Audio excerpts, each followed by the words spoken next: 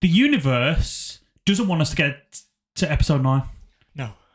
Because this is the third time we've pressed record.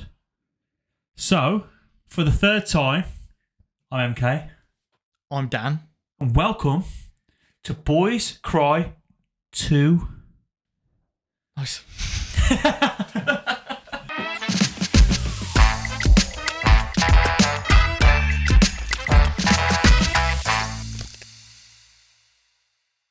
The stressed, depressed friends are back. For the 9th time.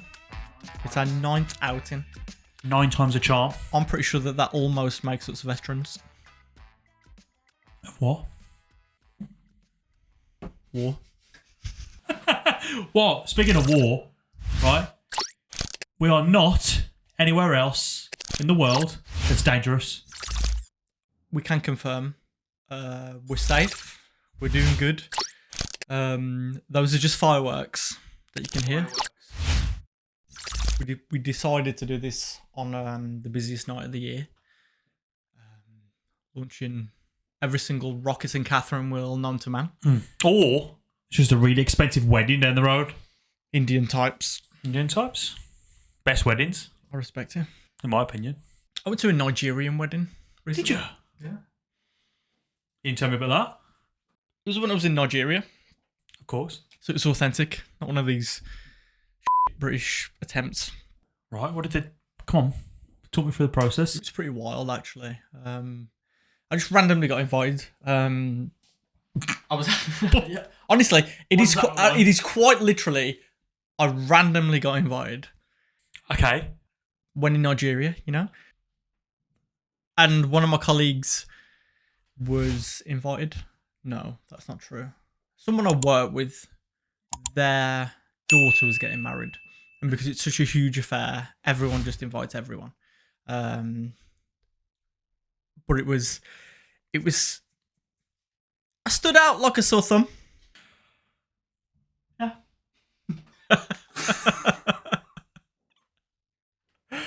For more ways than one, you know, I obviously didn't have the usual attire, traditional gear that everyone's wearing, and I'm just there. You got a whole heap of Nigerians, and then you got Joseph and his technical on a dream coat. What would you get up?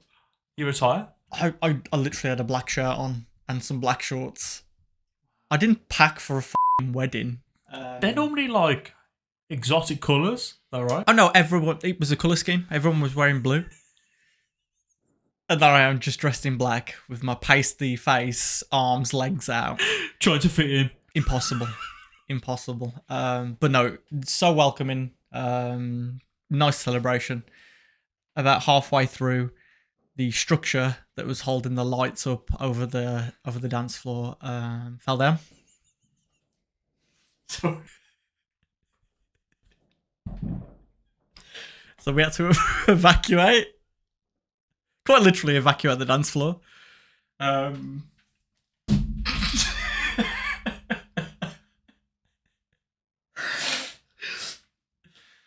yeah. The set collapsed. Casualties? No. Thankfully, no casualties. Everything was fine. I think we were outside for about an hour or so. They did all the pictures, like moved all the pictures up to outside, and then we just went back in and had some Nigerian scran. How was that? Okay. Delicious. It was okay. You sick afterwards? No. It's very spicy. So yeah. Yeah, the Not from anxiety either. spicy hole. So, your work has took you to some interesting places. Have you got any more stories from like your travels? funny stories. Do with it what you may. Yeah.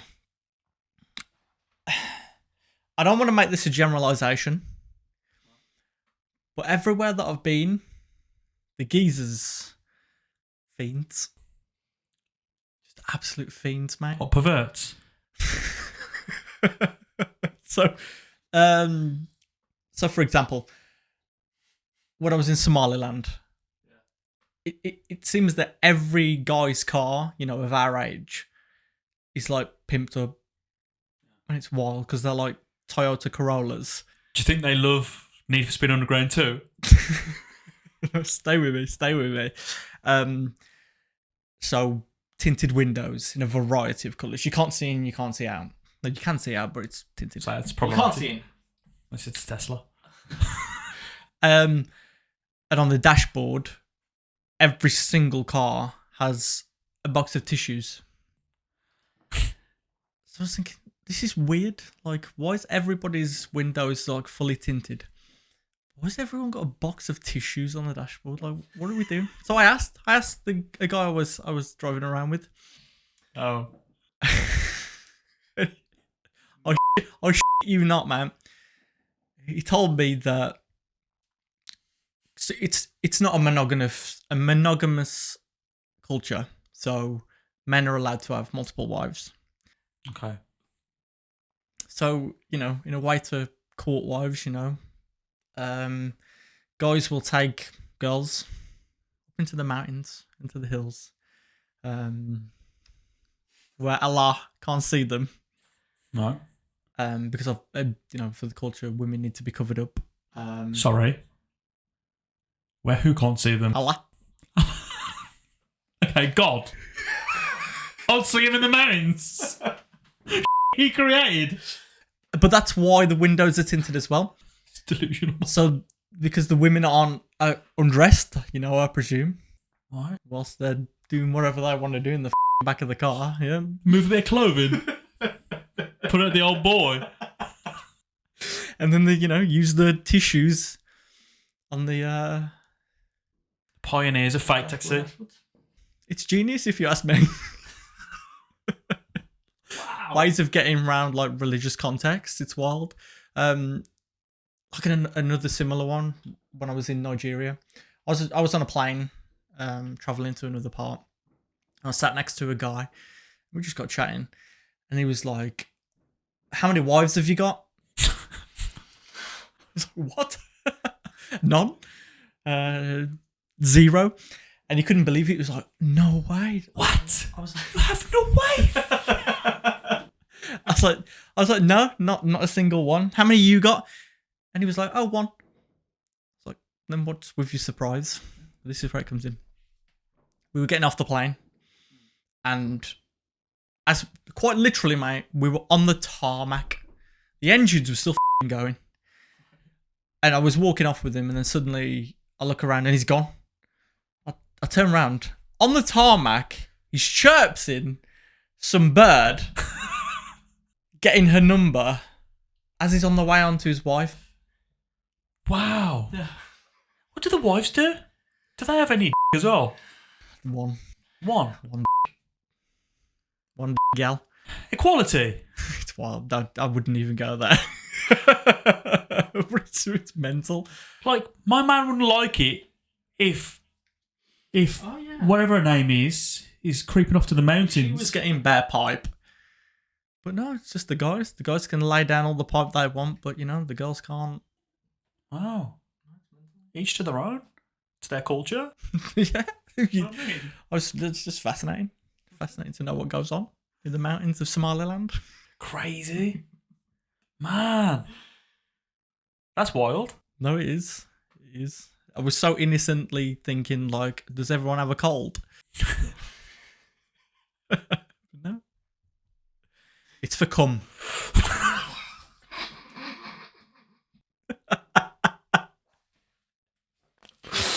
Oh, work. Wow.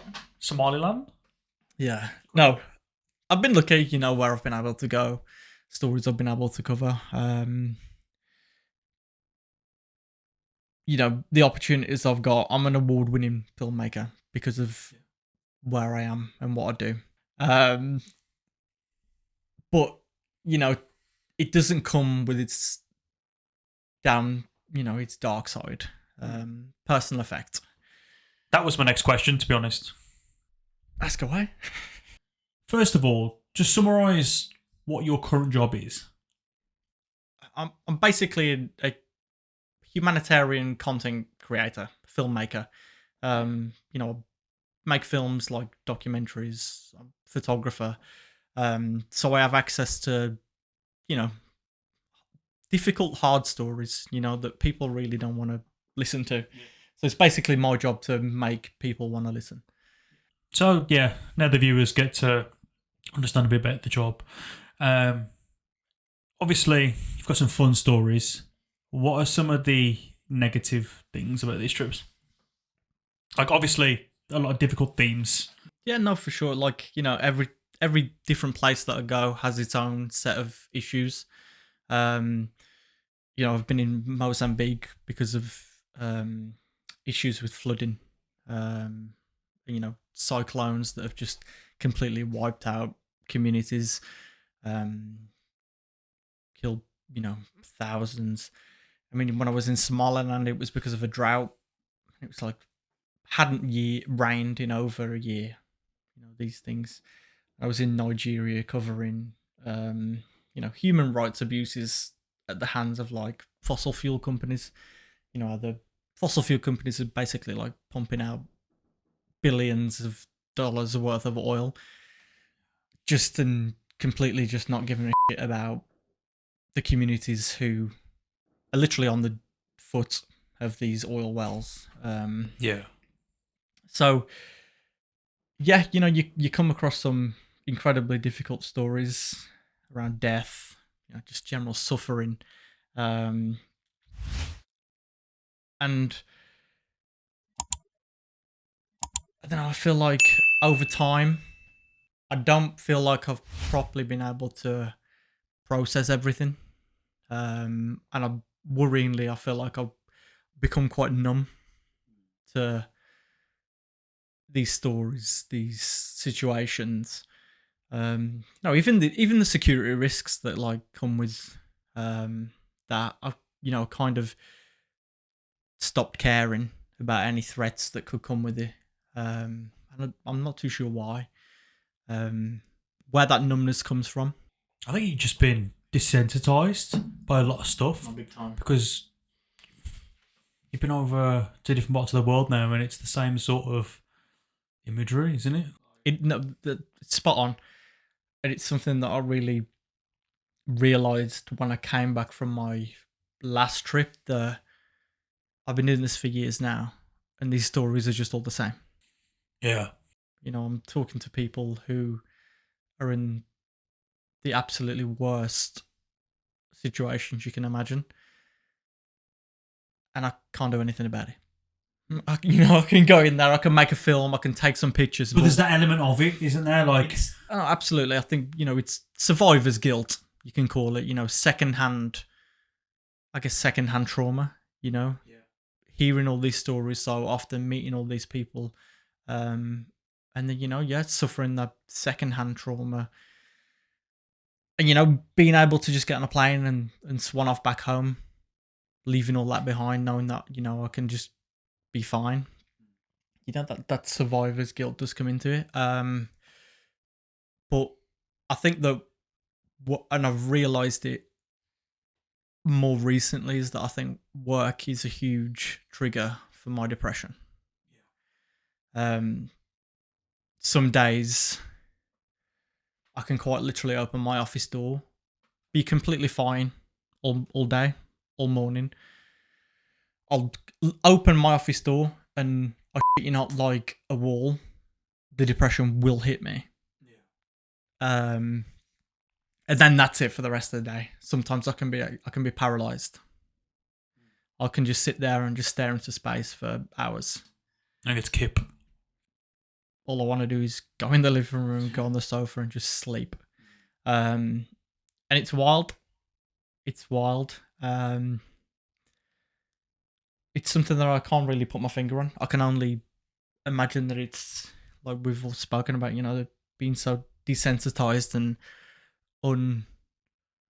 not uncaring, that's the wrong word, but not having those kind of sensitivities around the work that I'm working with now. All, you know, it's kind of all hope is gone type thing. Where do you stand on like the rest of the world then? like the people who are inflicting or adding to these difficulties for these different walks of people.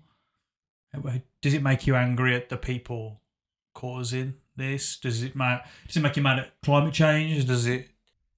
It's a very good question. Initially, yeah, I had that kind of activist's fire in the pit of my stomach, but over time it just gets pissed on because you just see yourself working on the same emergencies over and over again. And, not to sound like a doom monger or whatever, but nothing does change. And it's so difficult because, you can't see anything that insists that things will change or suggests that things will change because it never does. And it's been like this since the dawn of time, which in itself then feels like an anchor around your neck because you need to get up in the morning, you need to work. But then when you kind of don't believe that there's a light at the end of the tunnel for the work you're doing, like, where's the morale? Where's the motivation?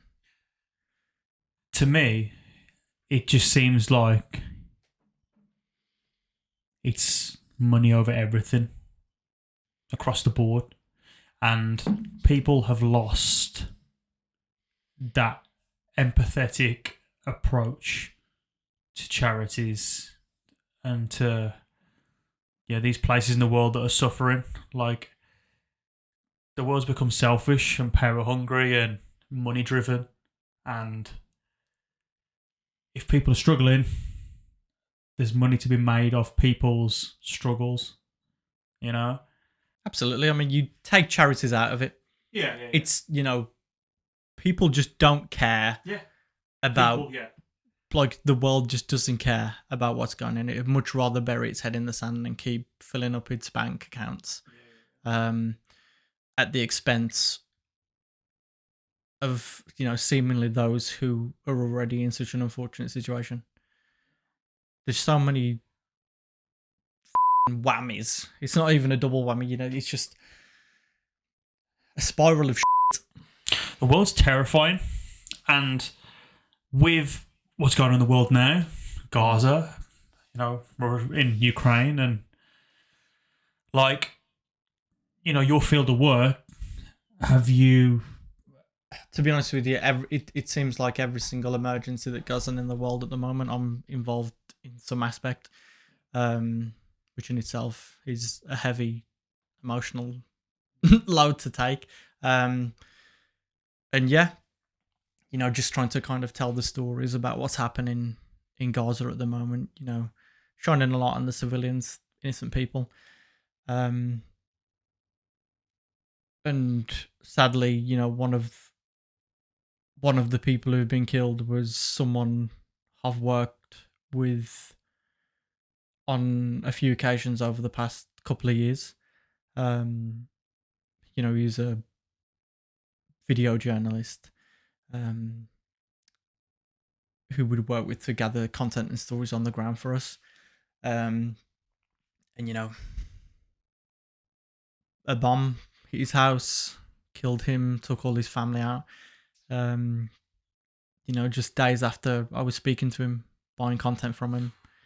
I don't know, you kind of just sit there, and when you hear that news and you just sit there in your cozy office and your safe apartment, and the silence just rings. Because now it's not only are you experiencing it from afar, you're being personally affected by it. You knew him? Like colleague. It's a colleague. I've worked with him since 2021. You'd liaised with him over getting footage. Was this to get footage in Gaza? We did. It was days after we'd got content from him. We were talking about covering more things, and yeah, woke up one morning to messages from colleagues in Palestine that said, yeah, sadly, so and so had been killed in an a bombing. That's awful. But again, it's kind of, it's something that's just time and time again it's happening. I'm in calls most days, and colleagues who live in Palestine and are so close to this will just be explaining the situation and break down in tears because our colleagues' family have been affected, killed. Their friends have been killed. It's just sad, incredibly unfortunate. In terms of the person that you knew, how does it make you feel that, you would have assigned him to a job in that environment? You can't help but feel guilt over what Yeah. happened. That's what I'm getting at. Like, because it's kind of, there's a narrative and within the population that journalists are being targeted, and I was actively working with him to gather content, gather stories, doing his journalism work, and he was killed. So you can't help but think, was I part of that? Was our comms being monitored? Did they see us put work out that he just gathered? And yeah, no, it's numbing. When I heard that news, I mean, it probably for some part because of that guilt, I just said, look, I'm done for today. I cannot do anything else. understandably. And based on that, what happened, we decided that we're not gonna commission anyone. We're not gonna work with any more people, or certainly hire people to go and gather content from us, because you just can't risk another person dying potentially because of you.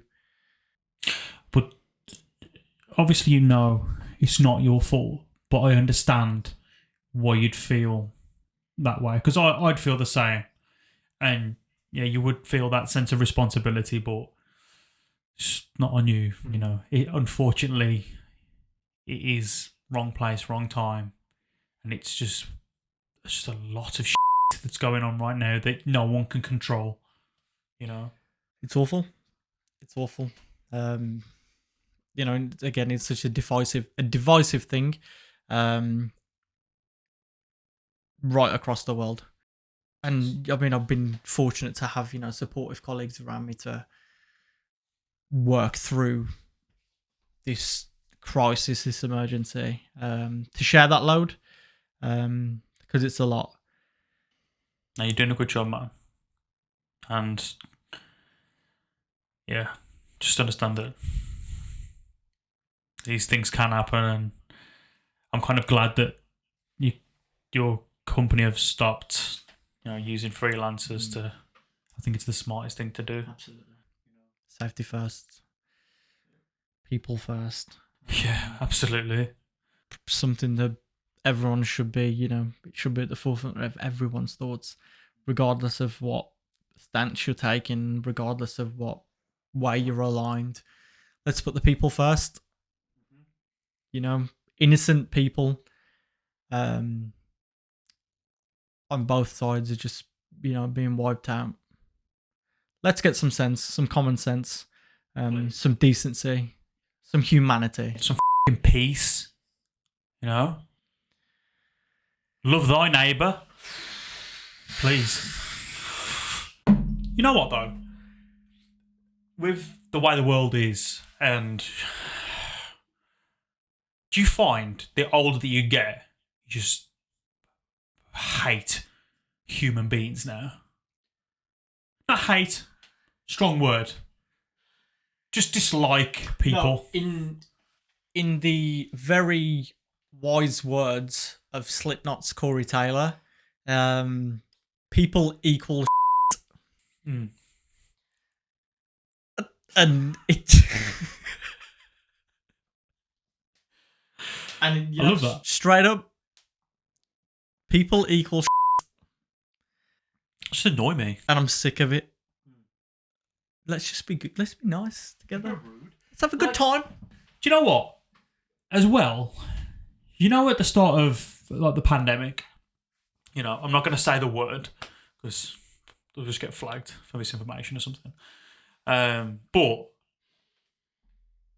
at the start of the pandemic, when everyone was clapping on the streets together, there was hope, like Togetherness, unity, appreciation for others, and like I thought there was a little spark there. There was a little moment in time where people gave a shit about each other, where people would wear their masks because they wanted to protect other people. They would sanitize their hands because they didn't want to infect other people, or they didn't want to infect themselves. But in turn, you're playing your part in the cycle of stopping this thing. And like you say, the togetherness on, the doorsteps on a Thursday night. Smacking pans. You know what I mean? But that's humanity. And that's what humanity should be. But unfortunately, that is just a glitch in time. Because as soon as people were allowed back outside, everyone just become again. Everyone's just a rude now. It's mental, innit? Like at work, bro. Honestly, I'm borderline gonna start cracking people. Backhand. Because now he's allowed to kick people's heads in. It's... I'm a very approachable person. I'd like to think. I can pretty much talk to anybody. Yeah. I'd say you're the approachable one. Yeah. Out of us. Yeah. Okay, yeah, I'll take that. But it's getting to the point where I say hello to people, like other colleagues. I'm like, you all right, mate? You all right, bab? And people deadpan me, ignore me, and that shit winds me up. And I'm borderline saying something. Because people, what's back then? People need to be called out on their rudeness, on their rude shit. Do you know what I mean? If someone says hello, say hello back. It goes back to what we say every single week. Acknowledge, talk. What's it going to do? Just one word. You right? One word can make someone's day. Well, make your day. Mm-hmm. Do you know what it means to me when someone says, have a nice day? You're going to have a nice day. I appreciate that. And that's why I always say to people now, have a nice day. Because it can trigger an emotion like, yeah, maybe I should just have a nice day. It might give you that little drip of serotonin that you needed to get through. Like that old lady that spoke to me, that's what I said last week. Made my day. On a such a down day, she made my day by just saying something nice and positive, Talk to me about your relationship with work and your mental health. Oh, God. Well, yeah. I thought about, killing myself at work. I hate it. And I don't begrudge anyone for just having a regular job. Some people are happy doing that. But I'm really driven by... It's just that I'm very ambitious. I know what I want to do in life. I know what I enjoy. I know what my strengths are. I know what I'm good at. You're a creative. Yeah, I'm a creative. And not the most academically sound person, as you'll get on this, Some might say thick. Thick as two short planks. I didn't mean that. I think he's a very smart man. But yeah, I know what I want. I've got ambitions. And working in a job that I hate completely crushes my mental health. Like there was a time where I was off work for a long time, like 8-9 months. I couldn't be around people.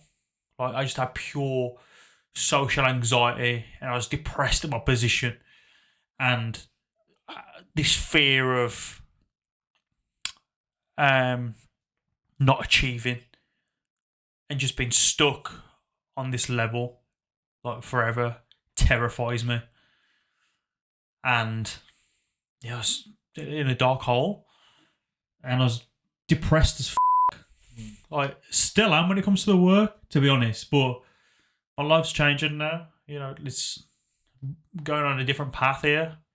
But now I'm ready to achieve, Now you've got an outlet that you can really put energy into.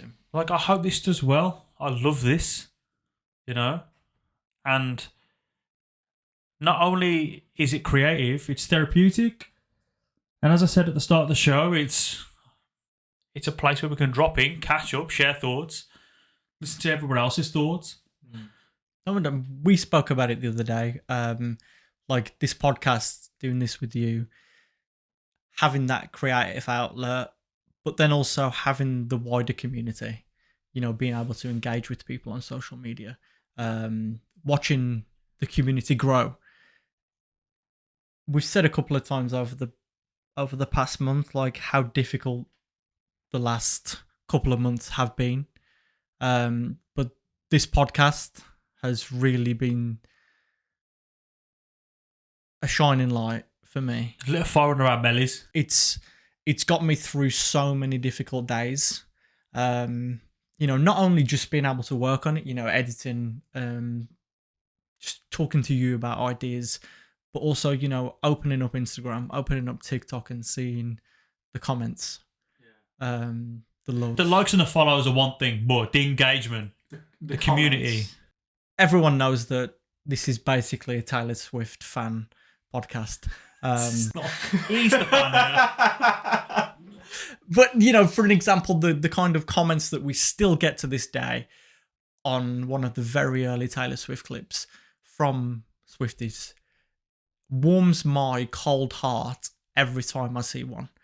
I've been called a karma king. Did you know that, mate? It's got a t-shirt made next you what? So I just want to put that out there. Karma king. Karma king. Yep. Karma.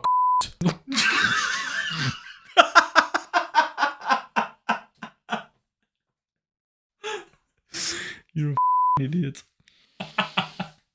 Trying to have a nice moment.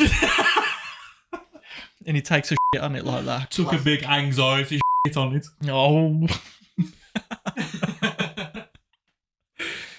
But no, mate, I'm loving it.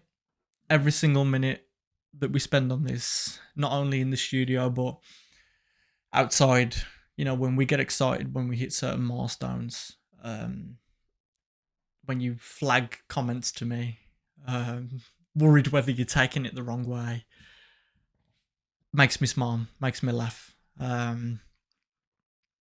So, again, the biggest thank you, everyone who's showed us so much support, everyone who's liked, followed, subscribed, everyone who's emailed. Makes our day, man. Like, sometimes if subscribers go up like 30, 40, 50 a day, it blows my mind. And we've got such gratitude for it at this early on. We're like, what, 8 weeks in, 9 weeks in, I didn't think it was going to be this yet, and it's still a fetus, which is wild. And it's difficult to wrap your head around sometimes how early this is in its infancy. Some days we can get a little bit caught up in things and get frustrated with why certain things aren't doing well, why, that didn't get a certain amount of numbers, but it matters not. It's getting numbers. People are engaging. So not only a thank you to the community, but also thank you to you for wanting to do this, for conceiving this with me. He saw my talent. He saw my talent on another podcast. He thought, I'm having some of that. But no, this is our baby with 2 dads. Yeah, man. So 2023 of us. Voice Cry 2.